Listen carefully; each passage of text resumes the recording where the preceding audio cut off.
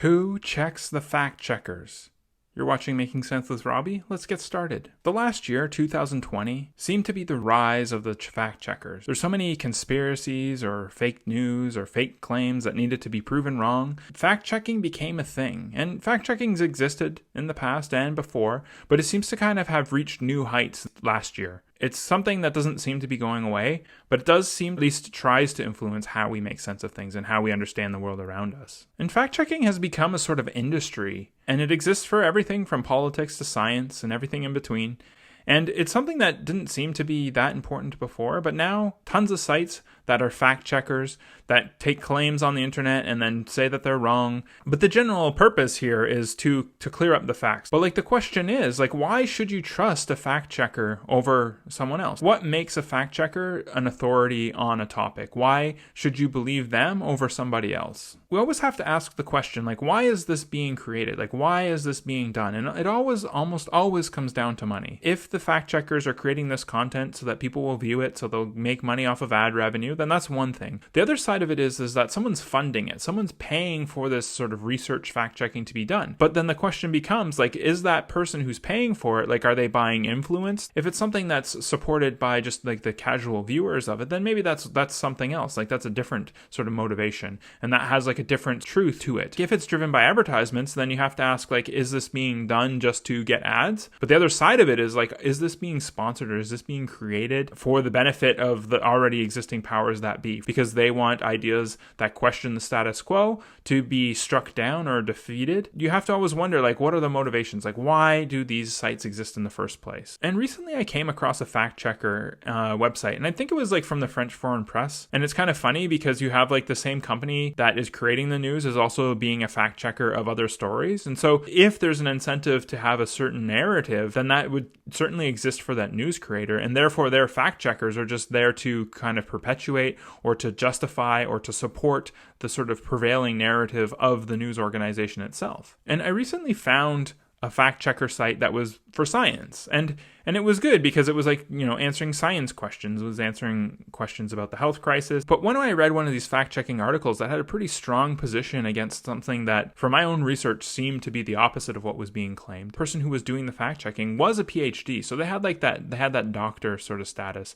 And they were a scientist, but they weren't a scientist in the same field as the facts that they were checking or the facts that they were verifying. There is something to be said about someone who's gone through a PhD program, who has a PhD, because they obviously know how to do research. They obviously know how to justify and support their claims, because that's basically what they did to get a PhD. But again, it becomes something that we kind of talked about in previous videos, where if someone is not in the industry or they're outside of the industry, then they don't necessarily know all of the facts. And so they don't necessarily know if they're looking in the right places. And so you could definitely be a good researcher, but that doesn't mean that you're a good researcher on every topic, because you can be a good researcher on that topic, but you don't necessarily know some of the underlying assumptions that are basic part of that industry. And just because someone is a scientist, that doesn't mean that they're an expert in everything. Because I'm a scientist. Does that make me an expert in everything?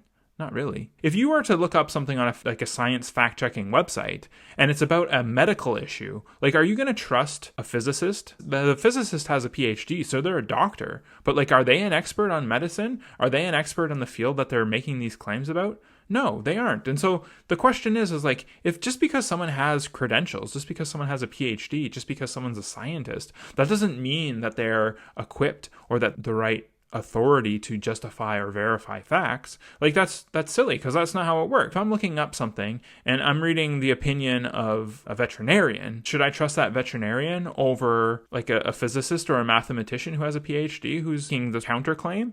It really just becomes a thing about credentialization. It's just whose credentials are better. But just to be clear, I'm not saying this is the case for all fact checkers. Obviously, there's different types of fact checkers, and there's always fact checkers in journalism. There's always people who have certified the facts, certified the quotes. And so I'm I'm not disputing those sorts of fact checkers. I'm just sort of talking more specifically about the type of new fact checkers that have become a thing in the recent past. But then again, is just a fact checker someone who collects evidence? And like, what is good evidence? What is true evidence? And like, who gets to decide? If you're in the industry, then you might know what the good sources are. But if you're not in the industry and you're just sort of doing a random search in, say, maybe PubMed or something, and you're finding articles and you're using that to support your claims, like, are you actually reading the right articles? Like, or did you even look for the right articles? Do you even know how to look for the right articles in that industry? And this is like always a factor. This is always part of it. But when I'm like on YouTube and I'm watching a video, like sometimes there's going to be like a reference to my government, like a local government, or it might say, this is fact check, click here to read this content. And it will bring you to some random website where someone has like just arbitrarily decided that this person is a valid fact checker. But all of this sort of stems from social media, because on social media, there's so many different sources of information. You have all of these different people collecting stuff on the internet and sharing it. And then this is making it sort of more difficult for people to know what is true and what is false. And this kind of is the reason why we have fact checkers. At least the fairest interpretation of why these fact checkers exist is because there's just so much information out there. But the whole thing is like, you don't know what the facts are. You don't know how things fit in. And so it's hard to like kind of rely or trust a fact checker, because is a fact checker necessarily like talking about the facts, or are they just talking about a media-based narrative that's what's supposed to be perpetuated? How do we know who to trust? Like, do you trust that a doctor on the internet, or do you trust a physicist fact checking that doctor on the internet? And I think too, like when you see these fact checking websites, it probably people like land on those sites and they look at it and they see like the headline and like, okay, that's the idea I want to know. And then the first paragraph says like true or false or disputed or whatever.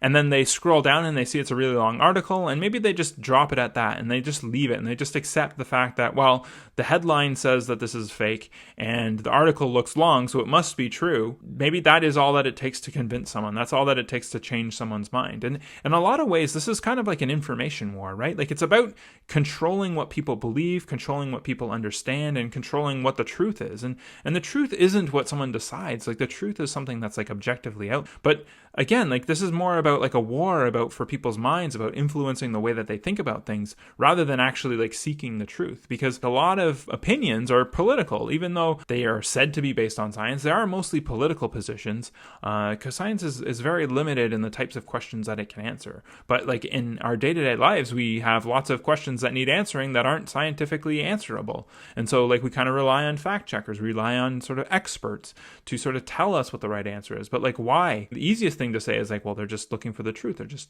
following the evidence. But the other side of it is like, well, like maybe the objective is the facts fit in with the narrative and you don't question the narrative. You don't step out of that framework of understanding things. But like, if you actually read these fact checking articles, like obviously not all of them, but some of them, they sort of depend on wordplay. They depend on small issues with the narrative or with the story. Like maybe they'll say, well, like this person wasn't actually their cousin, it was their second cousin. They'll say something like, this evidence didn't come from Toronto, it came from New York. Like this isn't always the case, but sometimes you find that these fact-checking articles are just denying or saying that something is not true at all because there's like one or two small details that don't actually affect the sort of outcome or don't affect the actual message, but they are incorrect. So it sort of seems like a lot of fact-checking is wordplay. It's manipulation of ideas or manipulation of words, and just like finding the most easiest sort of straw man to break down and then use that as a justification for saying the entire contents of the argument are incorrect. Who is verifying that the fact checkers are right?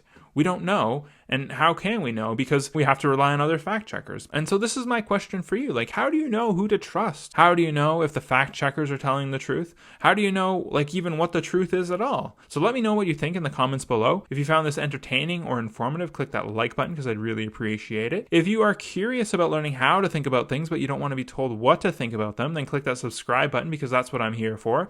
You've been watching Making Sense with Robbie. Thanks for watching, and we'll talk next time.